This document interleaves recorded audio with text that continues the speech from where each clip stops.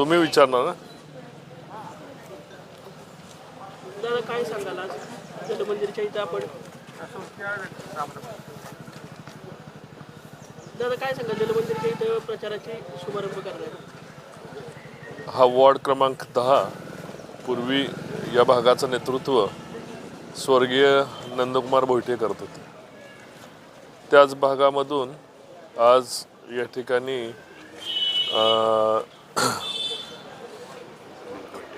अमित भोईटे त्यांचे पुतणे आणि सौ मोमीन यांना या ठिकाणी भारतीय जनता पार्टीने उमेदवारी दिलेली आहे. भागाचा जर विचार केला तर निम्मा भाग हा दारिद्र्य खालच्या रेषेतील लोकांना ज्या ठिकाणी विस्थापित लोकांचा भाग आहे, निम्मा भाग हे उच्चप्रभू असा असणार श्रीमंत लोकांचा भाग आहे. पण विकास कामं बघितली तर दोघांच्याही भागामध्ये विकास कामाच्या नावाने बंबाबंब आहे. नेहमी या ठिकाणी असणाऱ्या झोपडपट्टीमध्ये लोकांना दम द्यायचा, इलेक्शनला सांगायचं की तुमची झोपडपट्टी ही आमच्या नावावर आहे, सातबारा आमच्या नावावर आहे, आणि दम देऊन मतं घ्यायची, दहशत करून मतं घ्यायची.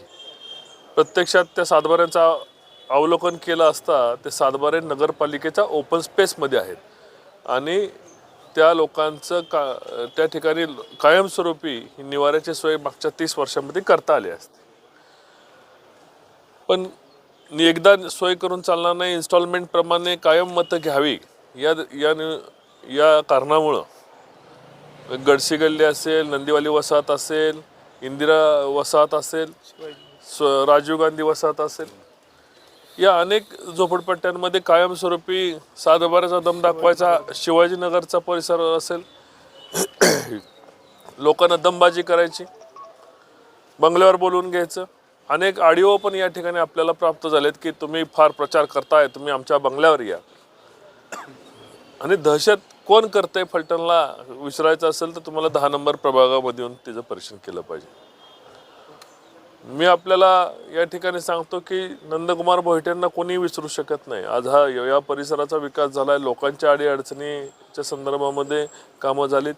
या ठिकाणी माजी नगराध्यक्ष व तसेच माजी नगरसेवक असणारे आमचे सहकारी मिलिंद अप्पांनी गेल्या आठवड्यामध्ये भारतीय जनता पार्टीमध्ये प्रवेश केलेला आहे. माझा सहकारी या ठिकाणी बबलू त्यांचे आई उभे आहेत.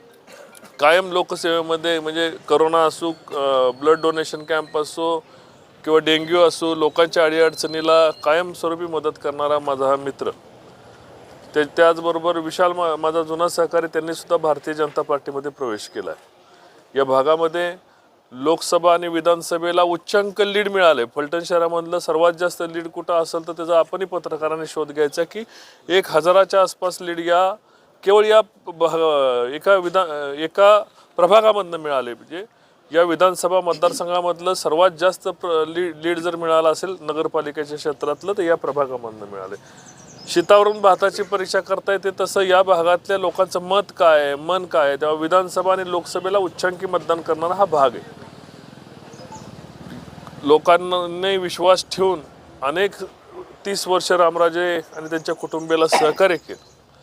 पदरी फक्त निराशा आणि अपेक्षाभंग झाला, लोकांना फसवणूक झाली आणि आज तेच लोकांना बंगल्यावर बोलवून घ्या, व्यापाऱ्यांना दम द्या, व्यापाऱ्यांकडं अनेक मार्गाने त्यांची पिळवणूक करा, अशा प्रकारचा फसवेगिरीचा या ठिकाणी प्रकार केला जातो. व्यापारी असतील किंवा राजीव गांधी वसाहतीतले सर्व माझे नागरिक असतील, यांना मला या निमित्ताने सांगायचं आहे की झोपडपट्टी तुमची जी आहे त्याला पुनर्वसन करण्याची जबाबदारी आम्ही सर्वांनी घेतलेली आहे. किंबहुना पुढं जाऊन अमित भोईटे असतील, त्यांना चांगल्या प्रकारे राहण्याकरता, सुविधा देण्याकरता त्यांनी मदत केली. मिलिंद अप्पांनी या भागामध्ये लोकांच्या सगळ्या सुखदुःखाशी वाकीफ असणारं असं मिलिंद अप्पाचं व्यापारी आणि समाजामधलं नेतृत्व आहे. अप्पांना या भागामधला कण ना कण त्यांना माहिती आहे, लोकांच्या अडीअडचणी माहिती आहेत. आणि ज्या पद्धतीने आमच्या नेवसेताईंना नगराध्यक्ष असताना कामावर त्यांची बंधनं टाकली गेली, सही करायला कुठं करायची काय करायची अशा प्रकारचे दबाव आणले गेले आणि मुक्तपणे काम करून न देता दबावाखाली त्यांना कायमस्वरूपी ठेवण्यात आलं. हा भाग कधीही त्या अशा प्रवृत्तींना बळ देणार नाही. नेवसेताई असतील, भोयटे असतील, माझे मित्र विशाल असतील, या सर्व लोकांचा भारतीय जनता पार्टीत येण्याचं कारण शहराचा विकास आणि जे शहर आज खड्डे आणि गटारे या प्राथमिक सुविधांपासून वंचित आहे त्या शहराला पुढे घेऊन जाण्याकरता आम्ही सर्वजण प्रयत्न करणार आहोत. एवढंच या ठिकाणी नमूद करतो. माझे या वॉर्ड क्रमांक 11चे उमेदवार सुद्धा या ठिकाणी आलेले आहेत. संदीप चोरमले, त्यांचंही मी या ठिकाणी स्वागत करतो. जय हिंद, जय महाराष्ट्र.